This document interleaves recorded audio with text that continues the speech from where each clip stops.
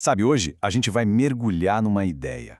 Uma ideia realmente poderosa, inspirada nos escritos do reverendo Pablo Wilhelms. A gente vai tentar entender como é possível, de verdade, encontrar luz e esperança bem nos momentos mais escuros da vida. Vamos juntos desvendar esse mistério? A gente conhece bem essa sensação, não é verdade? A noite. Usada aqui não só como fim do dia, mas como uma metáfora para aqueles momentos em que parece que o chão sumiu. É uma experiência muito humana, essa de se sentir perdido, sem rumo, no escuro. E é aí que a percepção da gente muda completamente. As coisas que a gente conhecia perdem a forma, a confusão toma conta e aqueles medos, aquelas ansiedades que a gente consegue ignorar durante o dia, de repente parecem gritar. É um lugar de muita vulnerabilidade que todo mundo já visitou uma vez ou outra. Mas é exatamente aqui que a história tem uma virada de chave. A gente vai explorar agora uma promessa que, olha, desafia tudo isso. Ela vai totalmente contra a nossa lógica mais básica sobre como a escuridão funciona. Pensa um pouco nessa frase. Para digerir isso. Quando chegar a noite, ainda estará claro. Parece que não faz sentido, né? É um paradoxo, uma contradição direta do que a gente vê e sente. E essa promessa central que a gente vai tentar desembrulhar agora. O que a gente vê aqui é o coração da nossa conversa. De um lado está a lógica humana do escuro. A gente perde o controle, sente medo, vive na incerteza. Do outro lado, uma promessa divina que é cristalina. Ainda haverá luz. Essa tensão entre o que a nossa experiência grita e o que a fé sussurra. Então, como é que a gente resolve essa tensão? A explicação é que essa promessa funciona com um outro conjunto de regras. É como se fosse um jogo diferente. A lógica de Deus não está presa aos ciclos de dia e noite que governam o nosso mundo.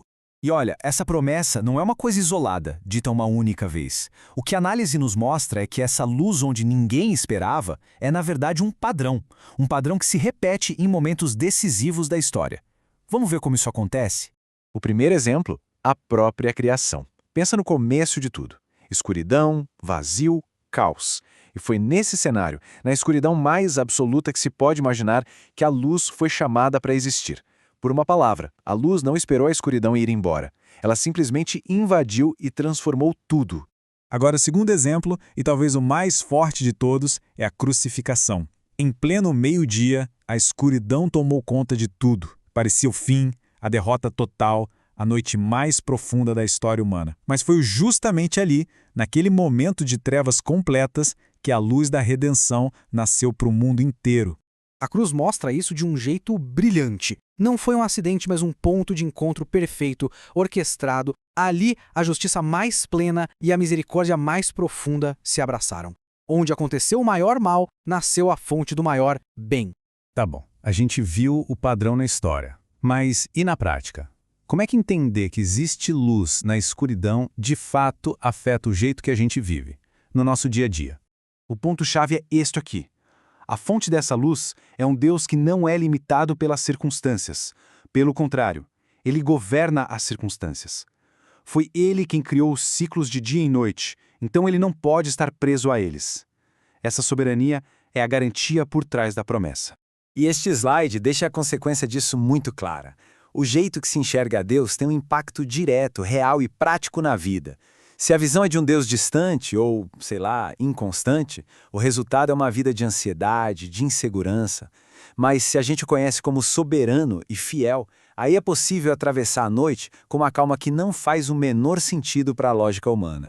E isso nos leva a uma conclusão que, olha, liberta. A luz da qual a gente está falando não é um sentimento que vai e vem. Não é o resultado de um dia bom. É uma realidade interna, que se baseia em quem Deus é. E é por isso que ela fica firme, mesmo quando o mundo ao redor está um caos. Para fechar, vamos pensar. Como essa verdade se torna um refúgio de verdade, no meio da sombra? Vamos aplicar isso diretamente à nossa realidade, em busca de uma esperança que a gente possa tocar. É muito importante a gente ser honesto aqui. Acreditar nessa promessa não é um passe de mágica que faz os problemas sumirem. A noite pode continuar. O silêncio, o sentimento de solidão pode persistir. A promessa não é sobre a ausência da noite, mas sobre a presença da luz dentro dela. Deus é o nosso refúgio e fortaleza. É isso. É ter um lugar seguro. A fé não impede a tempestade de vir, mas ela oferece um abrigo seguro enquanto a chuva cai. é a certeza da presença de Deus, mesmo quando nada mais parece certo. Sim, a luta pode ser exaustiva, as noites podem se arrastar e a vontade de desistir é real. É fundamental a gente reconhecer o peso dessa jornada. E aqui tá a verdade que muda tudo. A escuridão, por mais longa, por mais assustadora que pareça, não tem a palavra final. Ela tem um limite. Ela não está no controle. Então, com que a gente fica? Com 3 pilares que não podem ser abalados. A convicção de que há luz na escuridão se apoia nisto, no fato de que Deus reina, na certeza de que Ele prometeu e, na verdade, de que Ele é fiel para cumprir o que prometeu. E para a gente terminar, fica essa pergunta, essa provocação. E se a nossa perspectiva sobre a escuridão estiver incompleta? E se os momentos mais difíceis não forem o fim da linha, mas, na verdade, o palco perfeito que está sendo preparado para uma luz ainda maior e mais gloriosa aparecer?